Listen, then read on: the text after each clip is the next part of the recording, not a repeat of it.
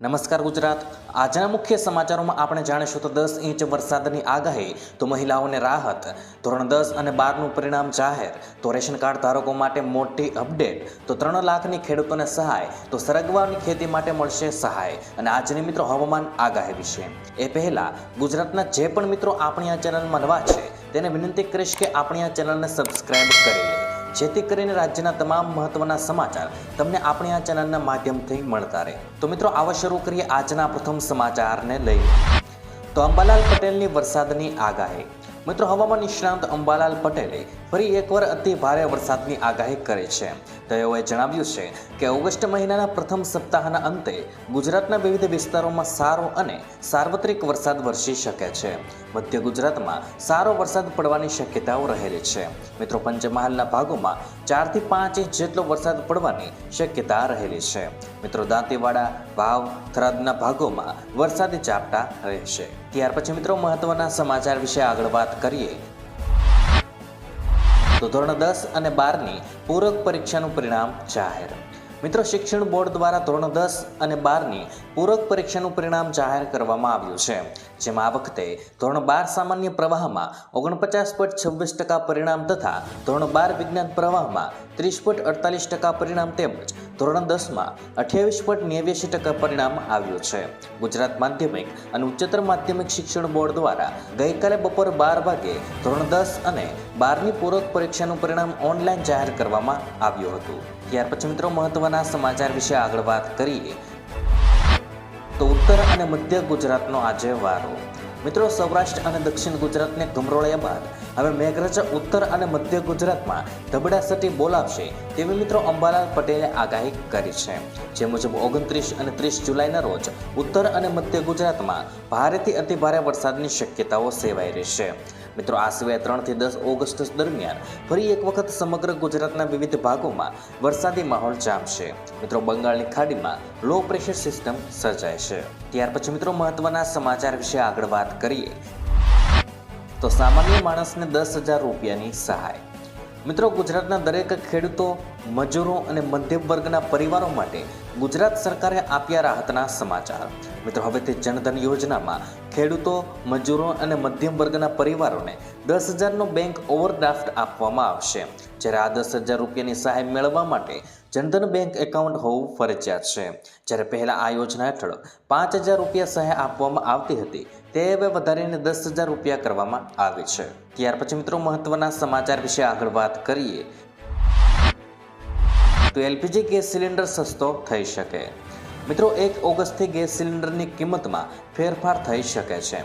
મિત્રો દર મહિનાની શરૂઆત પહેલાં તેલ કંપનીઓ દ્વારા એલપીજી ગેસ સિલિન્ડરની કિંમતમાં ફેરફાર કરવામાં આવે છે.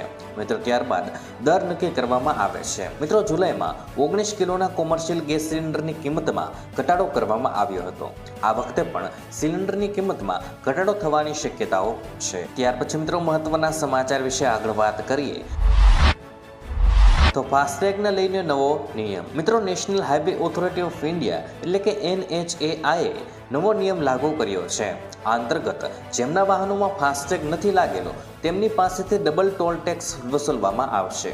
સૂચનાઓમાં કહેવામાં આવ્યું છે કે આગળના કાચ પર ફાસ્ટેગ ના લગાવવાથી ટોલ પ્લાઝા ઉપર બિનજરૂરી વિલંબ થાય છે, જેના કારણે લાઇનોમાં પહેલા અન્ય વાહનોને મુશ્કેલી પડે છે.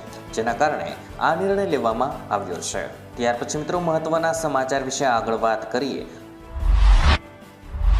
તો રેશન કાર્ડ ધારકોને મોટી ચેતવણી. મિત્રો ડિજિટલ ઇન્ડિયા પહેલ હેઠળ ઈ-કેવાયસી પ્રક્રિયા હવે રેશન કાર્ડ માટે ફરજિયાત બની ગઈ છે.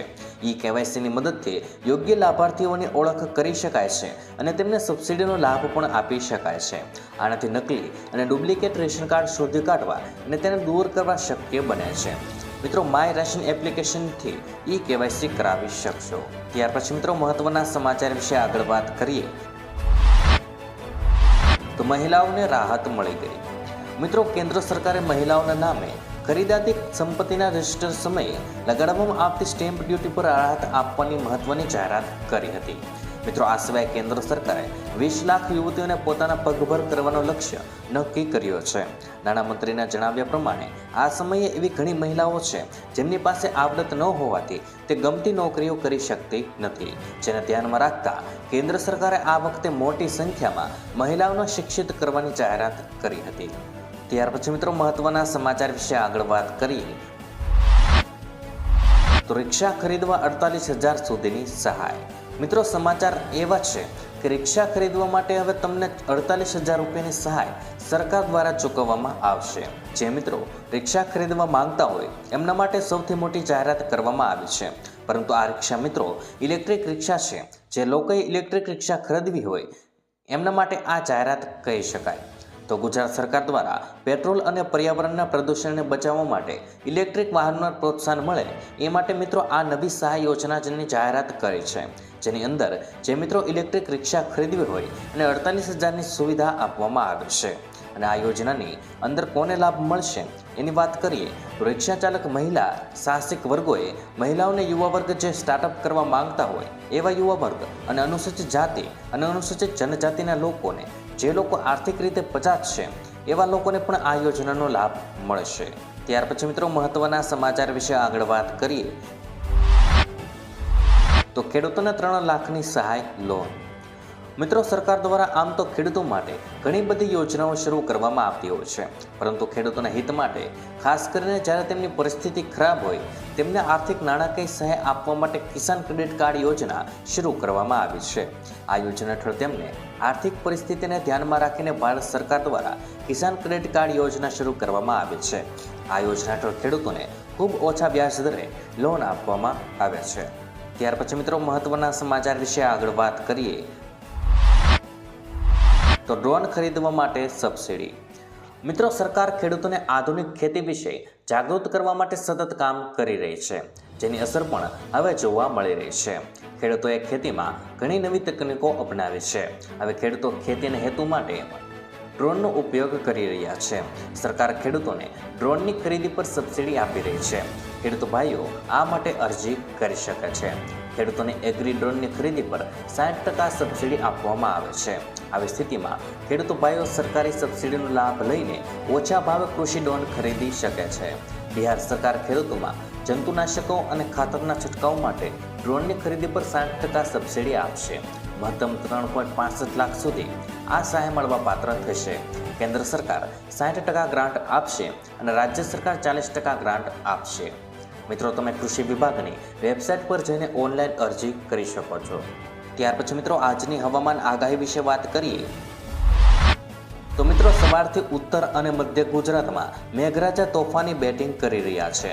ગુજરાતમાં આગામી 5 દિવસ કેવો વરસાદ રહેશે તે અંગેની આગાહી હવામાન વિભાગ દ્વારા કરવામાં આવી છે. જેમાં તેમણે જણાવ્યું છે કે ગુજરાતમાં 7 દિવસ તમામ જિલ્લાઓમાં હળવાથી મધ્યમ વરસાદની શક્યતા છે.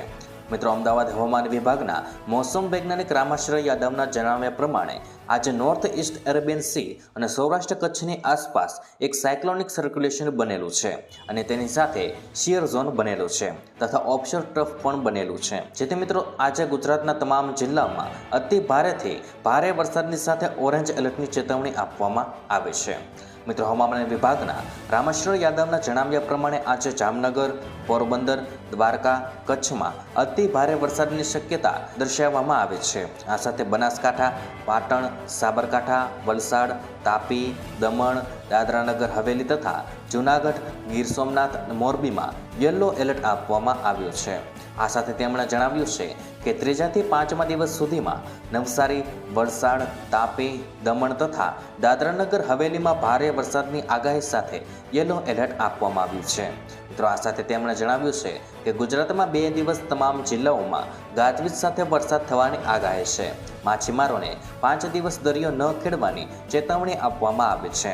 મિત્રો અમદાવાદ અને ગાંધીનગરમાં આજે અને આવતીકાલે ઓરેન્જ એલર્ટ અને ગાજવીજ સાથે વરસાદની આગાહી આપવામાં આવી છે. મિત્રો આ સાથે તેમણે જણાવ્યું છે કે 1 જુલાઈથી આજ સુધીમાં ગુજરાતમાં 18% પ્લસમાં વરસાદ થયો છે અને અત્યાર સુધીમાં 418 મીમી વરસાદ નોંધાયો છે. તો મિત્રો આજના દરેક સમાચાર અહીં કામના પૂર્ણ થાય છે. આપને કહેવા લાગ્યા એ કોમેન્ટ બોક્સમાં જણાવી દેજો. અને વિડીયો કામનો લાગ્યો હોય, સમાચાર ઉપયોગી લાગ્યા હોય તો મિત્રો આ વિડીયોને એક લાઇક કરી દેજો, જેથી કરીને અમને પ્રોત્સાહન મળતું રહે. અને દરરોજના ખેડૂતને લગતા, હવામાનને લગતા અને ગુજરાતમાં પળે પળના સમાચાર મેળવવા માટે ગુજરાતની આ ચેનલ તાતની વાતને સબસ્ક્રાઇબ કરી લેજો, જેથી કરીને ગુજરાતની દરેક અપડેટ્સ તમને મળતી રહે. તો મિત્રો હું મળીશ તમને આવતીકાલે નવા સમાચારો સાથે અને નવી માહિતી સાથે. ત્યાં સુધી મિત્રો મને રજા આપશો. ધન્યવાદ.